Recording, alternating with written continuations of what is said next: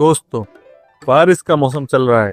चारों तरफ बिजलियां कड़क रही है। बिजलियां कभी कभी गिरती भी है। तो आपके दिमाग में सवाल जरूर आता होगा कि बिजली आखिर क्यों गिरती है। और सबसे ज्यादा सवाल जो आजकल पूछा जा रहा है कि अगर प्लेन पे बिजली गिरती है तो क्या होता है। आपके इन सभी सवालों का जवाब इस कहानी के माध्यम से इस वीडियो में देने का प्रयास करेंगे, तो वीडियो अंत तक जरूर देखें।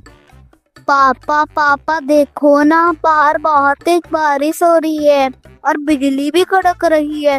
पक्का कहीं ना कहीं तो बिजली गिरी होगी। डरो मत बेटा, वो तुझे खाने नहीं आ रही हैं। पर पापा बिजली गिरती क्यों है? क्या वो मेरे ऊपर भी गिर सकती है? अच्छा सवाल किया है तूने। आज तुझे बताता हूँ वो राज जो हर बादल के पीछे छिपा है। देख बेटा, जब बादल बहुत ऊंचे उठते हैं और आपस में टकराते हैं तो वो गुस्से में आ जाते हैं। गुस्से में यानी उनके अंदर बन जाता है पॉजिटिव और नेगेटिव चार्ज। जैसे तू और तेरा भाई कभी कभी एक दूसरे से टकरा जाते हो ना, यानी कि लड़ाई करते हो ना, और जब ये चार्ज बहुत ज्यादा हो जाता है तो वो बाहर निकालने के लिए रास्ता ढूंढता है।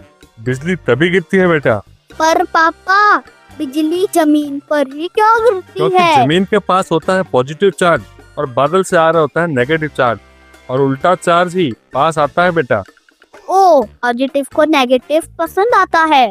तो पापा बिजली मेरे ऊपर भी गिर सकती है? हाँ बेटा, गिर सकती है। अगर तू तूफान में अकेला खड़ा हो, पेड़ के नीचे खड़ा हो, या लोहे की छत पे घूम रहा हो, या पानी के पास खड़ा हो, बिजली को जो सबसे ऊंचा और आसान रास्ता दिखता है वो वहीं गिरती है। यानी कि बिजली शॉर्टकट ढूंढती है। तो क्या तूफान में मैं मोबाइल भी नहीं चला सकता? बिल्कुल नहीं, ना मोबाइल, ना मेटल, ना ही पानी के पास, और ना ही कोई बड़े पेड़ के नीचे। अब मैं और पूछूं, अगर बिजली इतनी खतरनाक होती है तो फिर वो प्लेन पे क्यों नहीं गिरती? प्लेन भी तो आसमान में उड़ता है। बहुत ही बढ़िया सवाल। हकीकत ये है कि प्लेन पर अक्सर बिजली गिरती है, लेकिन वो क्रैश नहीं होता क्योंकि उसका डिजाइन ही ऐसा होता है। प्लेन के बाहर का हिस्सा, खासकर उसका मेटल, बिजली को अपने ऊपर से निकाल देता है। मतलब बिजली उस पर गिरती जरूर है लेकिन उसके अंदर नहीं घुसती। मतलब जैसे पानी पत्थर से फिसल जाए वैसे ही।